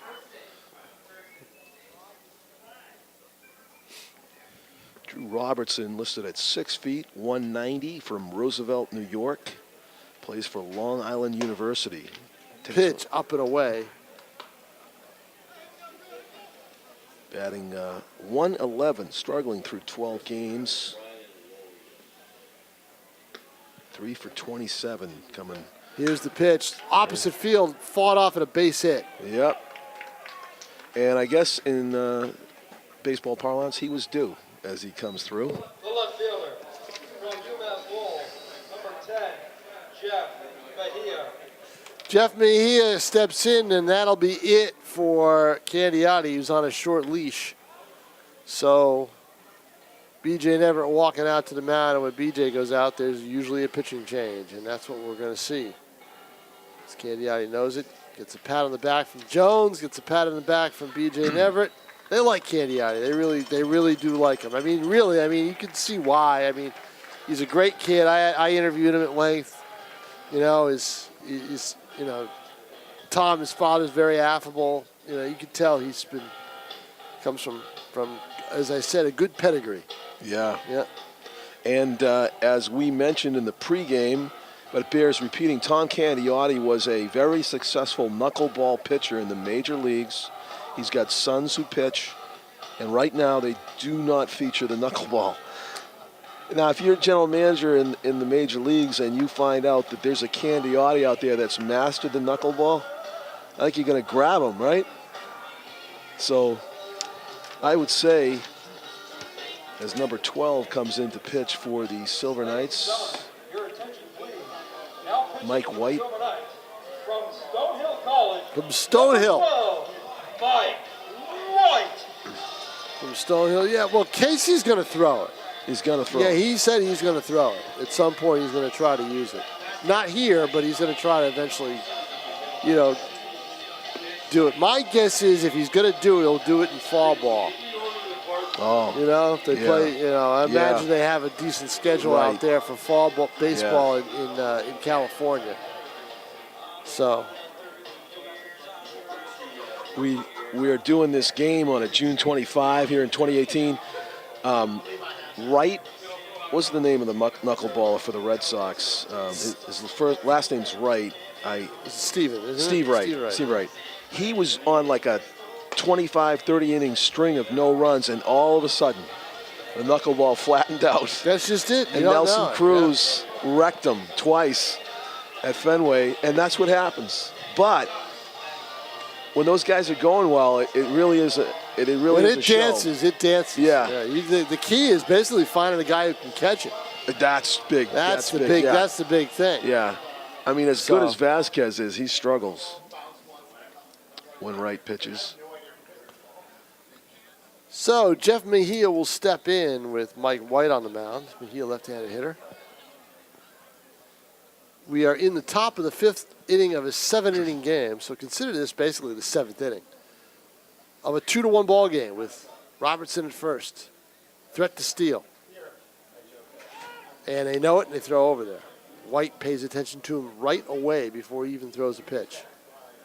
Not a big lead for Robertson, but boy, had those knees moving, those feet moving. You can tell he's doing something over there. Yep. Takes a little bit bigger lead now. Throw over again, and they get him. Oh, I don't know about that one. Here comes BJ Neverett. Yeah, he's coming out because this is a problem with this umpire in the field. This is the home plate umpire from game 1. He was out at first base. I'm almost positive. What do you think, Tim O'Neill? Out? The YouTube is about 30 seconds slow. So I just watched it. And you just saw it again? Out. We got him on the inside. Yep, out.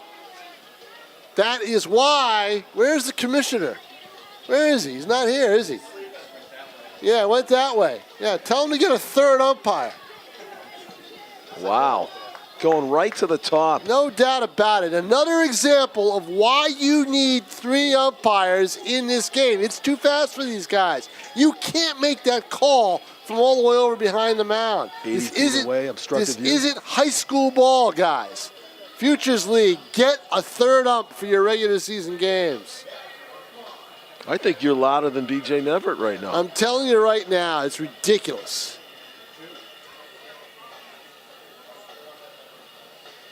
Absolutely ridiculous. He was clearly out. As our cameraman Tim O'Neill zooms in on the action down on the field right now, it's the verbal variety.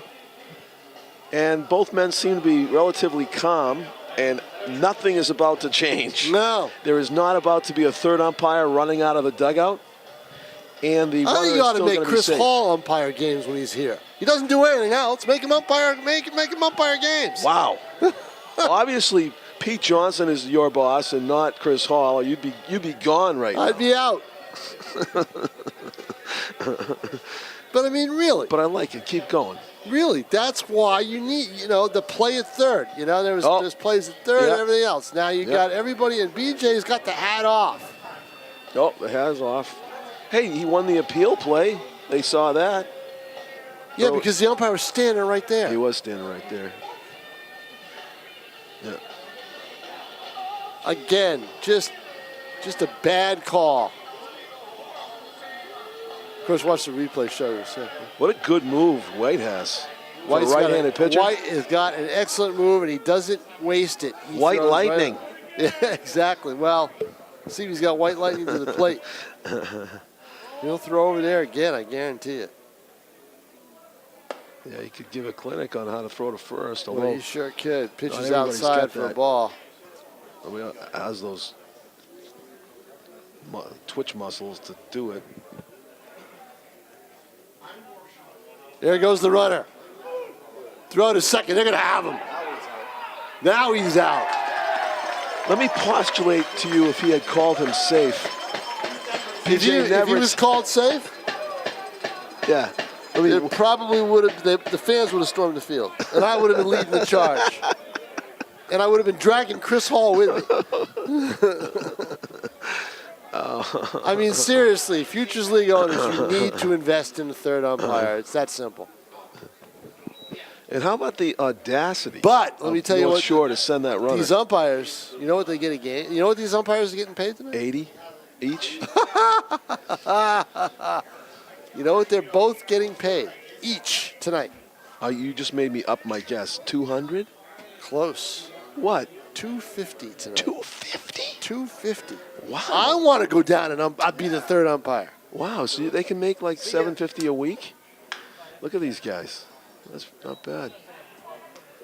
Although I know they do go through some grief because there's only 2 of them, and then they mess up calls and they get yelled at. Still. And they have broadcasters all over. Still. Right, exactly. Still, go down $25 a game and get yourself a 3rd umpire. They're out there. I think you should charge. You should be the Pitch fouled review off. guy in the booth. 3-2. I wrote a column about it already. Shows how much influence I have, huh? Yeah. I mean, it's economics. I mean, they only have 7 teams. If they had 10, there probably would be a 3rd umpire right now. Well, you could start a GoFundMe account, 3rd 3-2. umpire fund. And the pitch is low, and White doesn't like that call either. Called low by the umpire because it certainly had the plate from our angle above. So, But we don't have that center field camera. if I could filter some of the comments from the stands, one that we couldn't say on the air is horrible. Terrible was another one. Joey Murphy, the leadoff hitter, steps in. He's reached base twice, and he's going to pop out, throw to first in time, and a double play. How about that? He got the call right there, huh? But he was a few feet over. You're a bad man. He was closer. You're a bad man. I'm a bad man. You don't want to get into fights on baseball fields. Yeah, let's not talk about that. So a 2-3 double play. That's Dylan very Jones. rare. How many times do we ever see that? No, Dylan Jones makes the play. So now you get that break, you get the great play, and Let's see the clip. so we're going to look and see if the Knights can come up with some runs. Well, that's satisfying for B.J. Neverett. He goes out and argues about a missed pickoff call, and we get the guy Costello, and the next guy gets on, and he gets picked off, basically. So, 2 runners cut down after the argument. Meanwhile, the Silver Knights offense has some work to do. They only got 1 run. But I mean, I don't blame the umpire. I know. I don't. I mean, right. he's too far away to make the call. You can't tell that. Not in being made plays. He's just guessing, and he's going to guess wrong. Yeah, exactly. At least half the time. Exactly. You need a guy at first base to make that call. You won yourself a pair of Chunky's Movies trivia.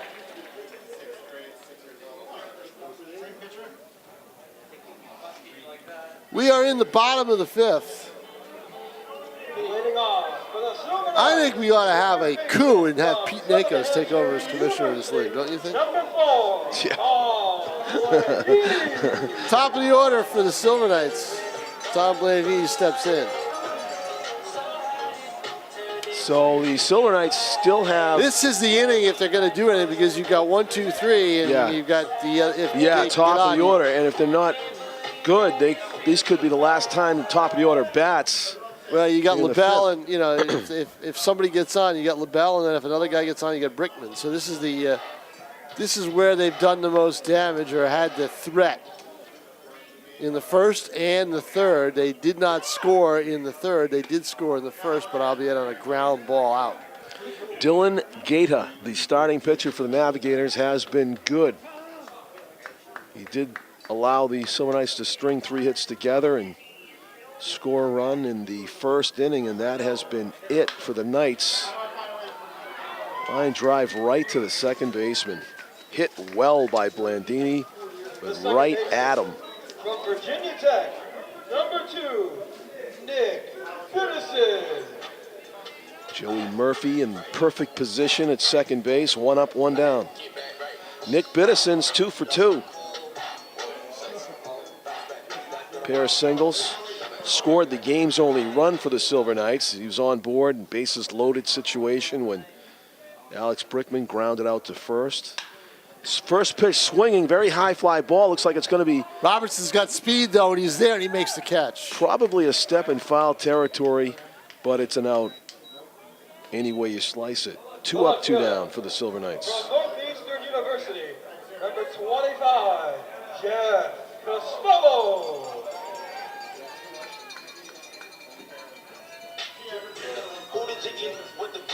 Jeff Costello, he is 2 for 2. 2 of the Silver Knights' 5 hits on the night. Nashua still looking for their first extra base hit. Be a great time for one here to get into scoring position instantly. And a bender from Dylan Gaeta catches the outside corner for strike 1. Costello waiting and watches a fastball low and away. 1 ball and 1 strike. It was a Monday night, June 25 of 2018. John Collins with Tom King and Tim O'Neill on camera. Line drive, sinking, caught. Nice play by the first baseman. Mitch Lundholm backpedaling and using that height to his advantage as he reached up and snagged the lazy liner. It would have been a 2-out hit. And third hit of the game for Costello dies in the glove of the Navigators' first baseman. So 3 up, 3 down for Nashua in the 5th. And we go to the top of the 6th in this 7-inning game. 2-1. North Shore leads it.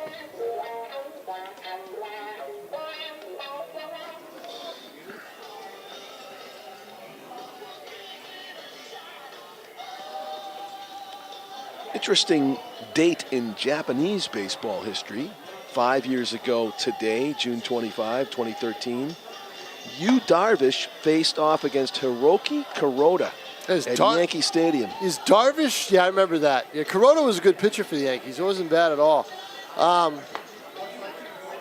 Darvish struggled at the start of the season. Didn't he get put on the DL? Yeah. Yeah, that's what I thought. I don't know what his status is now. Yeah, I don't either. But he struggled with the Cubs, signed for a lot of money after having a tough time with the Dodgers in the playoffs. In that World Series, he was just. They said that he was tipping his pitches, and that's why. Oh. But Hey, he didn't. It didn't help. Correcting that evidently didn't help him to start the year. He was struggling with Chicago when he got hurt. Yeah. Here's the kicker that really made me want to bring this up. 5 years ago today at Yankee Stadium, when the two Japanese starters went at it, they got no decisions. They both didn't last through 7. The game was tied going into the bottom of the 9th, and Ichiro hit a walk-off home run to win the game. For New York? For New York. Yeah, he was there. Ichiro played for the Yankees for a couple of years. Yeah. So the Japanese star player, position player, How about that, wins the game. He didn't hit many homers. With No. New York. He was not a home run hitter anyway, but he still. Right, but he could reach that right field porch in Yankee Stadium pretty easily.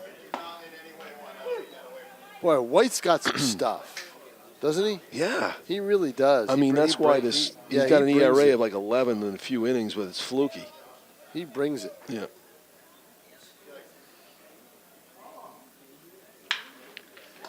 Nice play by Blandini. Ground ball to third. Throw over to first in time. Blandini right there to make that stop on a hot smash off the bat. The great Blandini works his magic at third.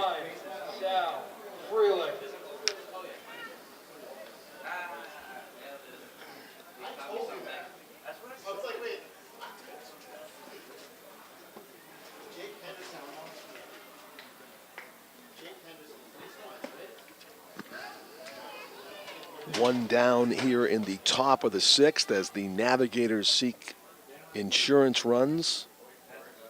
Sal Frelick, the 3-hitter, has hit the ball hard a couple times. Right back to the pitcher this time, and White will flip it to LaBelle for the second out here in the 6th. The catcher from Cochise College, number 20, Harrison Engstrom. Engstrom has singled and flied out 2 at-bats here in Game 2. Silver Knights won the first 7-inning game, 9-5. And they are trailing here One of in the the longest nightcap. 7-inning games we'll remember. Yeah. Hence the 9:50 p.m. time here of the 6th inning.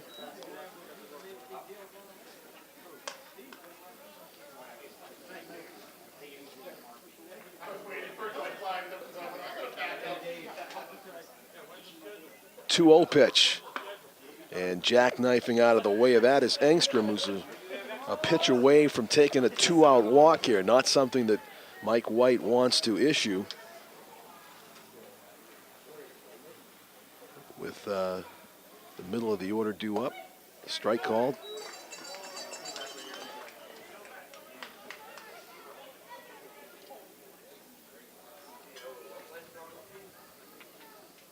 John, if White grooves one here.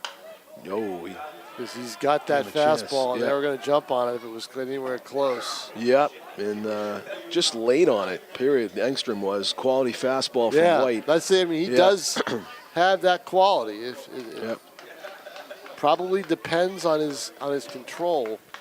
It's one of those pitches where I wish the radar gun was still working here. Swing and it is strike 3, and that'll do it for the Navs in the top of the 6th inning. We go to the bottom of the 6th. Only the 3rd strikeout total in this game, Tom. 1 for the Silver Knights right there by Mike White. Candiotti struck out nobody in his time on the mound. It was a quality outing, but no strikeouts, and 2 strikeouts. Well, he got one. He got one. He's not a strikeout. Yeah, that's right. We talked about that. Right, the off-speed stuff. Oh, yeah. Lundholm was and waving it all the way to Hampton Beach. Gaius only struck out 1 batter, so let's see if the Silver Knights can make a dent in the Navigators' starting pitcher, Dylan Gaeta, who is threatening to go the distance here, pitching in the bottom of the 6th inning in a 1-run game. Silver Knights will be hosting the FCBL All-Star Game. And it will be the 80th birthday celebration for Holman Stadium. A day-long affair that'll begin, in the morning, somewhere around 10 o'clock, I believe, with I think Chris Hall's got some kind of an exhibition game that he's got going on. Tuesday, July 17. Yep. And then there's going to be a band that's going to be playing.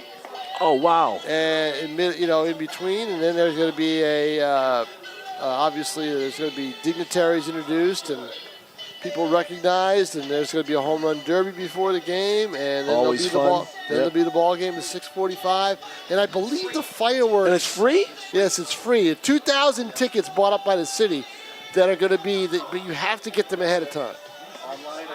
Online, yeah, online or at the box office. Wow. Yep. So, Guaranteed sellout. pretty much. How about that? And I was kind of dismayed to hear that the major leagues delayed their own All-Star game a week. So Yeah, it's the same night. same night. Yeah, I didn't like that at all either. Yeah. Oh, well. It's not the FCBL's fault. It's the MLB's fault. Yeah, usually it's that week earlier. Yeah, July 11 usually. Yes. July 10. Yep.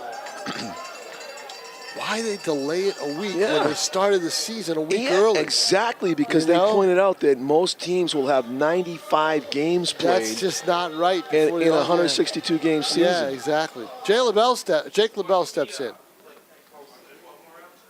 Pitch swing and a miss. He was trying to tie it up right there. Yeah, he can do the math. It's 2-1, just like his number on his back, and he wanted to make it 2-2.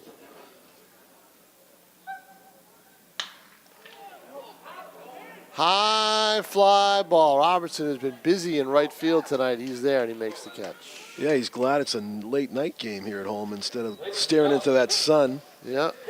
as he might have been doing it in sixth inning of a 5 o'clock game. Ryan Berardino steps in the pinch hit for Brickman. It's interesting. yeah. I wonder if something's going on there. Yeah. Brickman, the new addition from the Cape League, was up earlier. I got to say, he didn't look all that comfortable. He had a few pitches to hit and was kind of just a little bit off. There's something going wrong physically. Berardino, there is something going on physically with him. He's been nursing a sore knee. Grandson of Dwight Evans. Right here? Yes, we already You talked mentioned about that, it. We yeah. talked about this. Swing and a miss. One out, nobody on. Bottom six in a 7-inning game. 2-1, North Shore leads. Looking to split this doubleheader as National won the first game, 9-5. Pitch outside.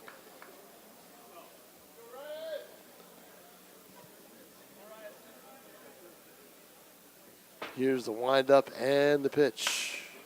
Blooped out towards right field. It's going to drop for a base hit. 1 out single for Ryan Berardino. Let's see if they pinch run for him. I don't think they are. Nobody yet. Luke Tyree. So Luke looking for his first hit here in game 2. I don't know if Berardino with the knee is going to be a threat to steal.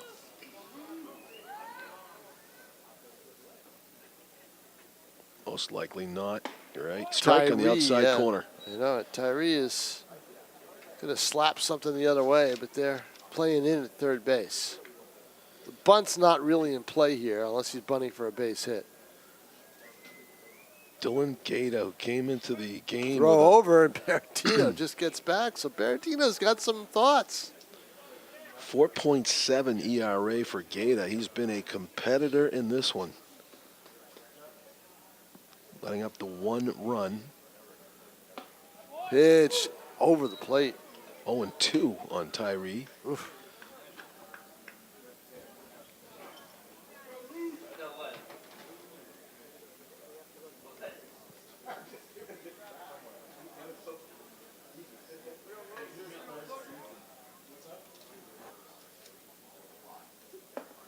Just missing. Tough pitch to take. That was. Yep. Tyree with a 1-2 count. Let's see what Berardino's going to do it first. Wonder if they're going to have him take off just to stay out of the double play. Well, Tyree's got speed. He could probably beat out a ground ball. You might have him go on 3-2, Tom, but you mentioned the knee. I don't think he's got enough lead. Oh, strike. Breaking ball freezes Tyree. Yeah, exactly. Tyree got down in the count early. That was his downfall. So Tyree takes the call, third strike, and that'll bring up Gorham. Gorham, the hero from the first game with what he did with 4 RBIs, and he is walked and grounded out tonight. Silver Knights in need of a big hit here in the 6th, trailing by a run, 2 outs. Regan, the defensive hero of the first game, and that hit him. So they don't get the big hit, but they get the hit. They get the big hit in a way.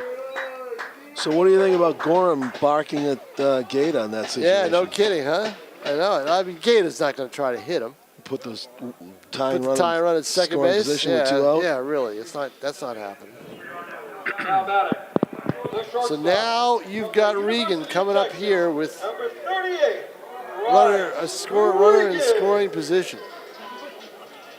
Bryce Regan hit the ball very hard his last time up, but right at the left fielder. A year ago, this time, he was named the Telegraph Player of the Year for high school baseball in the area. Shortstop out of Sauhegan. Pitches outside for ball.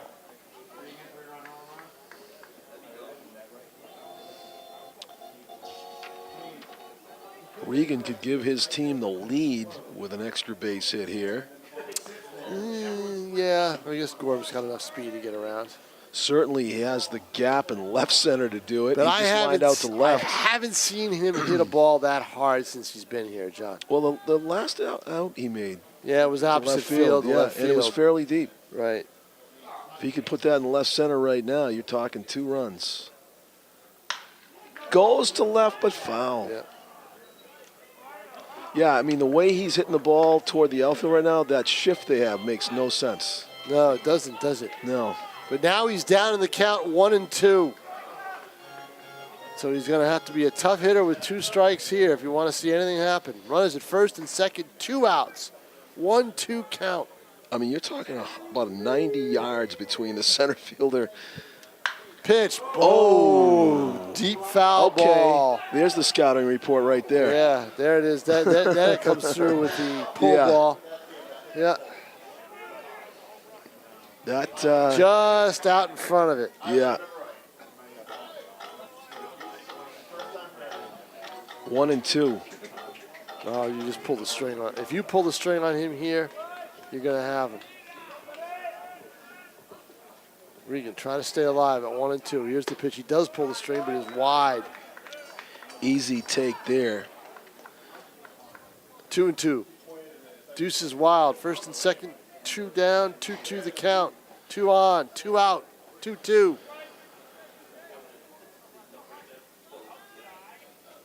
The pitch.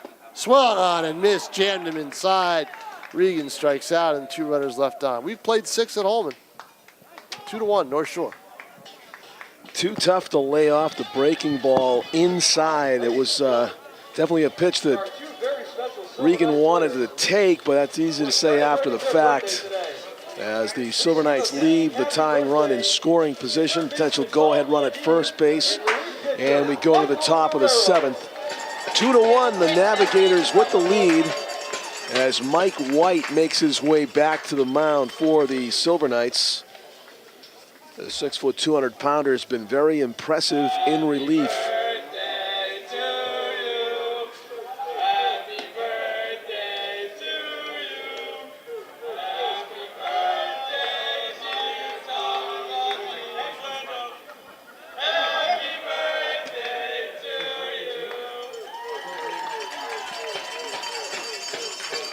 As singers, they're very good pitchers.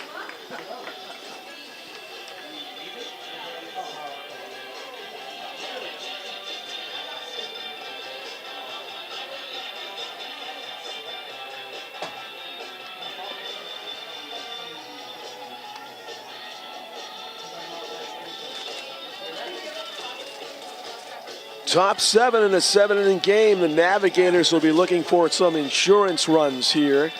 And the Silver Knights will be looking to hold the score steady at 2-1 and come up with some bottom of the 7th drama. It would be a series sweep if the Silver Knights can come back. It will be a split doubleheader if the Navigators hang on to this lead. Leading off for the Navigators, the designated hitter from Tufts University, number 3, J.P. Knight.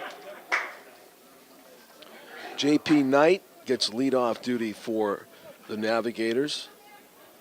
6'3", 215 pounds.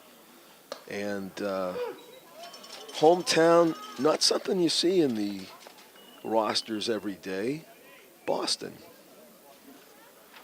City of Boston. Curveball in the inside corner. Be interesting to know what part of the city. Speaking as a Jamaica plainer myself.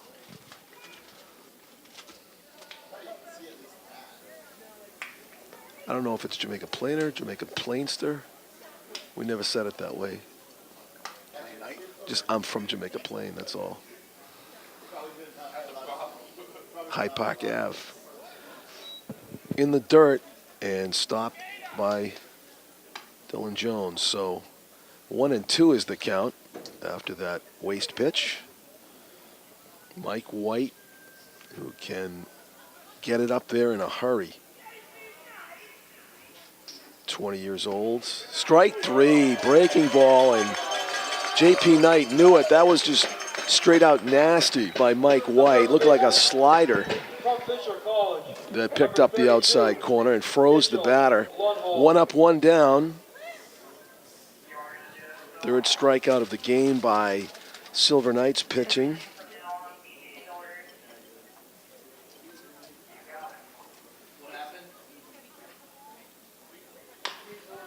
First pitch swinging, Lundholm grounds it to first, and the foot race won by LaBelle. First baseman beating another first baseman to the bag. 2 up, 2 down in the Navigators' 7th. University of Southern Maine, number 15, Andrew Olzak.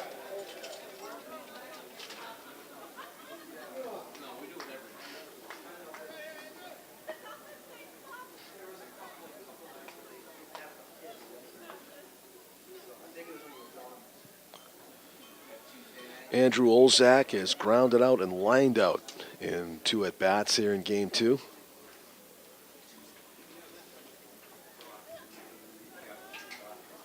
Mike White looking for a 1-2-3 inning here. Pitch is on the corner, strike 1. Curveball.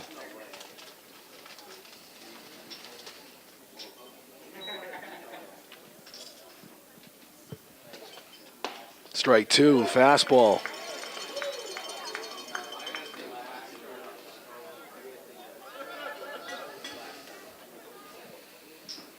Will he waste a pitch or will he come right after Olzak here? Did. That would have been probably strike 3 on the corner, and a nice spoil by Andrew Olzak to get a piece of that one. And the Navigators and Silver Knights players acting as their own bat boys here. Retrieving the ball was Robertson. Look out into the stands and back out.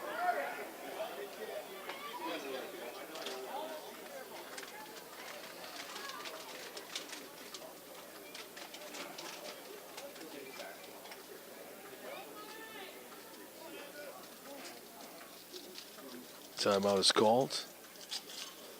Olzak wants to reset. Obviously, Mike White, no intention of wasting any pitches here. Has come right after Olzak 4 strikes in a row. Does so again. That one's fouled off to the right. Another souvenir.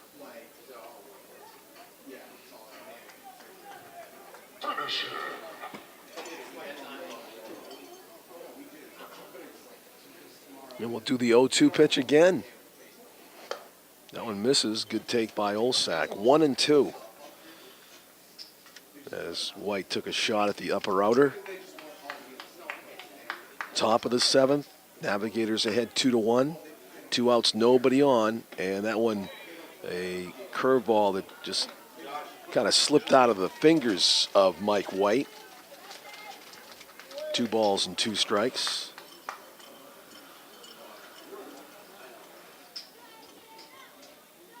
That one catches the inside corner. So White tried it again, and that time he mastered the curve on the inside. So 2 strikeouts in the inning, wrapped around a ground out, and we go to the bottom of the 7th. It's winning time for the Silver Knights, or at least tying time, they hope, if they can come up with a run.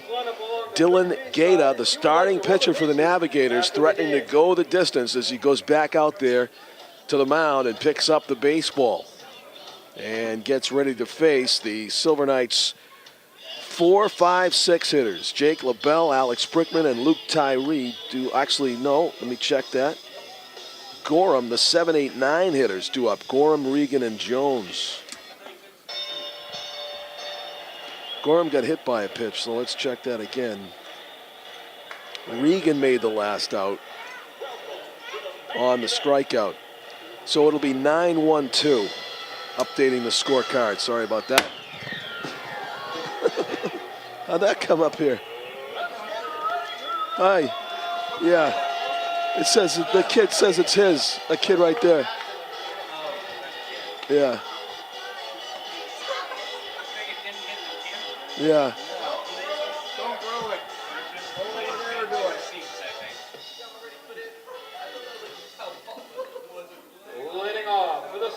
Some little kid was trying to throw a ball, baseball up into the luxury boxes right above us, and it came right where Tom King usually sits. Can you imagine what he would have done if he was sitting here? I mean, that would have hit him. It was funny, it went right over his empty seat. First pitch swinging, sizzling ground ball, but right at Joe Murphy, makes the play. 1 up, 1 pitch, 1 down here in the 7th inning. You missed it. Little kid was trying to throw the ball up in the luxury box. Bounced it right through here. Would have hit you right in the chops if you were sitting in the chair. I know when to leave. Oh, man. Who's the umpire's kid? Yeah, no, it was that kid right there. It's probably Chris Hall's kid, right? Maybe it was. Is that guy right? That yeah, kid he right left number it 4, short. number It came 4. in here. He's trying to throw it upstairs. Did you catch it? No, it bounced over here. Oh, okay. Yeah, until it was already bouncing. It just kind of snuck up. I would have been sitting down. Yeah, I would you have never would've known been it was shocked. coming. I would have never I known it know. was coming. You would have been on your phone or something. Doing your work. 1 up, 1 pitch, 1 down. Now it's an 0-1 count. I have to update the newsroom with the score because basically as soon as this game ends, I hit send and hopefully be on my merry way. Wow. At 10:10 p.m. No, it takes a little longer than that. Okay. I got to post it and online and everything else. Yep. Yep. Blandini down in the count. Now, if I was energetic, 1 and 2. I'd go down and get quotes for the online version. Energetic. Nah. Young. Nah.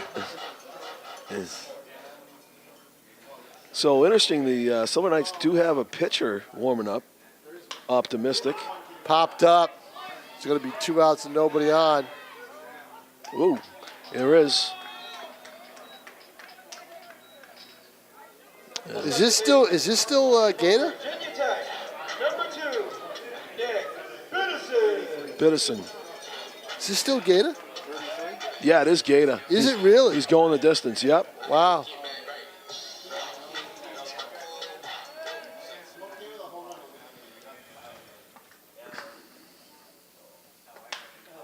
First pitch swinging again. Strike 1.